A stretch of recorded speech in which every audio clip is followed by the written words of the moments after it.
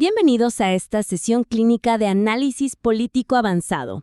Hoy diseccionamos un documento sobre Maurice Katz, un estratega demócrata de 26 años que intenta redefinir al partido apoyando desde socialistas urbanos hasta veteranos con pasados hipertóxicos. Exacto. Y vamos directo a la primera gran oportunidad de mejora del texto. Dale. La narrativa aborda la autenticidad del candidato como un valor supremo, pero esquiva interrogar el límite crítico entre un pasado imperfecto y un pasivo político inmanejable. A ver, déjame hacer de abogado del diablo por un minuto acá. Sí, obvio. Si yo leo este documento desde la perspectiva de Katz, te diría que en la política actual el electorado ya está completamente desensibilizado. O sea, tenemos el antecedente clarísimo de Donald Trump, que sobrevivió a escándalos que hace 15 o 20 años hubieran fulminado a cualquiera en 2 horas. Tal cual, te destrozaban. Claro. Entonces, Katz argumenta que un candidato como Grant Plattner, el granjero de Maine, es el mensajero perfecto para recuperar a los hombres jóvenes, justamente porque tiene un pasado oscuro, ¿viste? Con comentarios racistas en foros, un tatuaje extremista. Sí, el combo completo del espanto. Exacto. Entonces la pregunta es, ¿no será que la política moderna realmente perdona todo si el candidato te mira a la cámara y dice, che, toqué fondo, pero cambié? O sea, ¿por qué el autor debería cuestionar esto si la autenticidad cruda parece estar ganando elecciones hoy? Es un punto súper válido, digamos desde la filosofía de café. Pero como consultores sabemos que eso ignora por completo la mecánica estructural de una campaña. 100%. Y acá está la debilidad del material. El autor documenta fielmente esta justificación de Katz, pero lo hace comprando el discurso sin ninguna fricción. El texto asume de forma medio ingenua que admitir un error gravísimo te otorga, no sé, un escudo de teflón automático. Sí, le falta calle a ese análisis. Totalmente. Falla al no cuestionar la viabilidad empírica de esta estrategia. Se acepta el discurso del estratega sin someterlo al estrés real, ignorando cómo este nivel de vulnerabilidad te puede destruir frente a un aparato de investigación de la oposición. Claro, porque el material deja que Katz teorice desde una burbuja de relaciones públicas, ¿viste? No lo expone a la física de la política real, porque ignorar el peso de un historial tan tóxico es como, qué sé yo, intentar construir un rascacielos sobre un pantano. Es un suicidio arquitectónico. Tal cual, el plano, que en este caso es la narrativa de redención de Katz, puede verse divino en el papel, pero en el momento en que le pones el peso del edificio encima, o sea, cuando te caen $10 millones en publicidad negativa, la estructura colapsa. Lógico. El electorado te puede perdonar un error humano, pero la mecánica del escándalo es otra cosa. No es que la gente lee un artículo, se emociona y te perdona. No, obvio que no. Es el goteo constante, digamos. Es el ciclo de medios que te obliga a estar a la defensiva todos los santos días. Te congela la recaudación de fondos, te destruye la moral de los voluntarios. Y el texto omite esta realidad operativa de manera flagrante. Entonces, la sugerencia para el autor es que necesita tensionar esta narrativa. Hay que obligar al estratega a salir de su zona de confort discursiva. El autor tiene que pasar de la filosofía a la realpolitik y exigirle a Katz que explique las consecuencias tácticas y matemáticas de postular a un candidato con esta mochila. Me gusta mucho eso de la matemática electoral, porque ahí es donde podés meter ejemplos bien concretos para mejorar el texto. Si yo estuviera editando esto, le pediría al autor que inserte un análisis sobre el costo de oportunidad. A ver, desarróllame eso. Claro. Supongamos que esta hiperautenticidad al margen te hace ganar el voto de un joven enojado con el sistema. La pregunta que hay que hacerle a Katz es, ¿cuántos votos moderados o de minorías estás perdiendo en ese intento? Exacto. Es un juego de suma cero. Totalmente. Si vos perdés a las mujeres de los suburbios porque les aterra ver un tatuaje nazi en el pecho de tu candidato, la ecuación te da negativa. Ya no es una genialidad disruptiva, es mala praxis política. Y para llevar esa tensión directo a la página, el autor podría incluir un ejercicio de simulación de crisis. O sea, en lugar de dejar que Katz hable libremente de que la perfección es enemiga de lo bueno, ponelo contra las cuerdas. Claro, meterlo en la mesa de arena. Exacto. Pregúntale, che Maurice, estamos a 3 semanas de la elección. El PAC de Susan Collins acaba de pautar comerciales en horario estelar, mostrando los comentarios racistas de Plattner. ¿Cómo blindás al candidato? ¿Cuál es tu respuesta táctica hoy? Es buenísimo eso. Esa es la pregunta que separa a un teórico de un armador político de verdad. 100%, porque si la respuesta de Katz es, bueno, vamos a subir un video a TikTok donde Plattner llora y cuenta que estaba deprimido, el texto mismo evidencia que el tipo no tiene un plan de contención de daños a escala nacional. Evidencias la ingenuidad, tal cual. Claro. Le nostras al lector cómo opera la rosca en tiempo real, en vez de contarle un cuentito sobre el perdón. Y ahí tocas un tema clave sobre las dinámicas de poder interno, que también es un ejemplo concreto para aplicar. El texto menciona al pasar la jugada del establishment, cuando Chuck Schumer interviene en la primaria para meter a Janet Mills a competir contra Plattner. Sí, me acuerdo de esa parte. El tema es que la narrativa deja que Katz pinte esto casi como, no sé, un berrinche del status quo, como si los líderes del partido le tuvieran miedo a un candidato auténtico. Pará. Miremoslo con frialdad. ¿No es la reacción de Schumer un simple y llano control de daños? Exacto. Si vos sos el líder de la mayoría demócrata en el Senado y ves que un pibe de 26 años te quiere clavar a un candidato que es una bomba de tiempo radioactiva en un estado clave, intervenir es tu obligación fiduciaria con el partido. Tal cual. Ese es el contraste que le falta a la nota. El autor tiene que usar ese pragmatismo frío del establishment para chocar contra el romanticismo de Katz.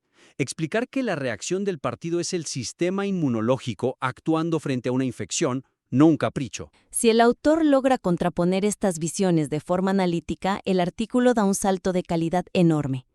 Pero bueno, si aceptamos esta supuesta flexibilidad moral de Katz para captar votantes difíciles, llegamos al problema central de todo su armado político. A ver. Si el partido está dispuesto a aceptar perfiles tan extremos en nombre de la lucha contra el establishment, surge una pregunta inevitable. ¿Qué corno es lo que realmente mantiene unida a esta coalición? Y eso nos lleva derecho al segundo gran problema estructural que identificamos en la clínica de hoy. Dale, márcalo. El texto presenta dos perfiles de candidatos radicalmente opuestos bajo un mismo paraguas anti-establishment, pero omite explorar el anclaje ideológico que justifica esta coalición. Es que es un salto narrativo brusquísimo.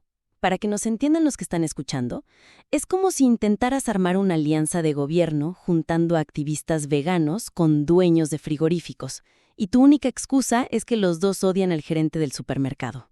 Es una coalición del rechazo, digamos. Exacto.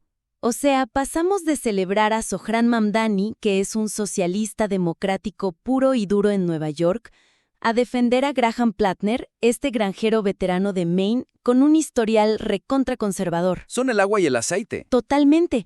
¿Cómo conviven en el mismo ecosistema político el alcalde de Nueva York y el granjero de Maine? La gran debilidad acá es que el texto documenta impecablemente de qué huye Katz. Huye de los donantes, de los pasillos de las universidades de élite, del status quo. Sí, te queda clarísimo lo que detesta. Claro, pero el texto no define hacia dónde va. Falla al no indagar en la plataforma de estas figuras, y te deja la sensación de que la nueva visión del partido es un oportunismo táctico aislado, puro resentimiento antisistema sin ninguna base programática.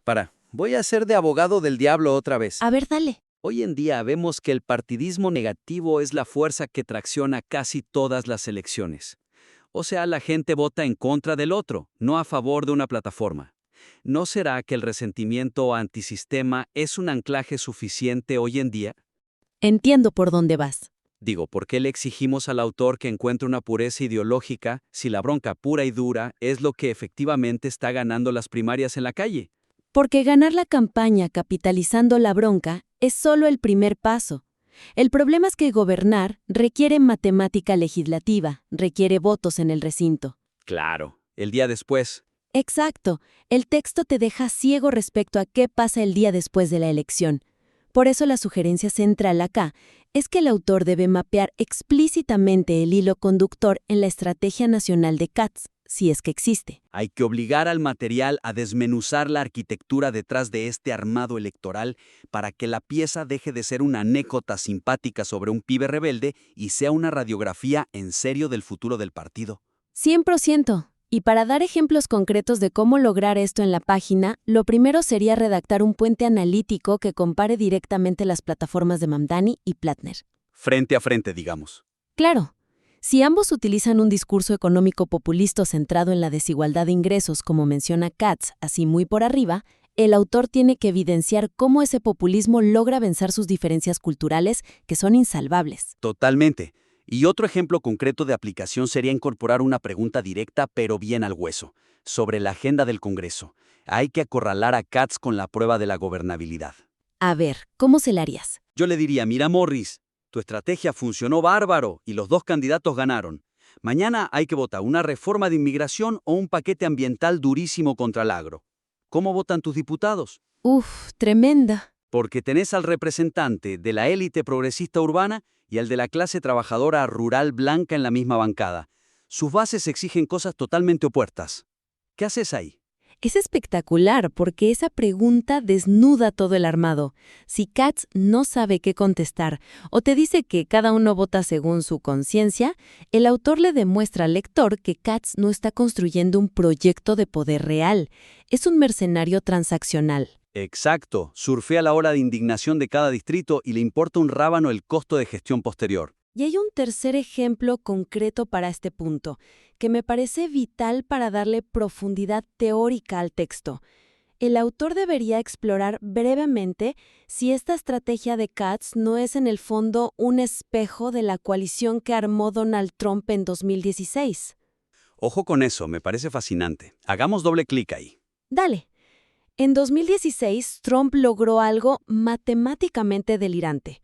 Unió a la base republicana tradicional, la de los clubes de campo que quería bajar impuestos, con la clase trabajadora del cinturón industrial que históricamente pedía protección sindical y detestaba a esa élite económica republicana. Tal cual, junto a los extremos. Y lo hizo usando el agravio cultural como pegamento.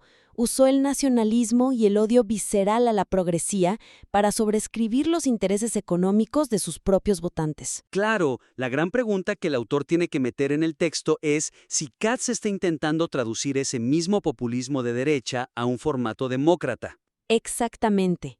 Está usando el odio a la clase dirigente del partido, a los consultores tradicionales, como su propio agravio cultural para unir a un socialista y a un conservador.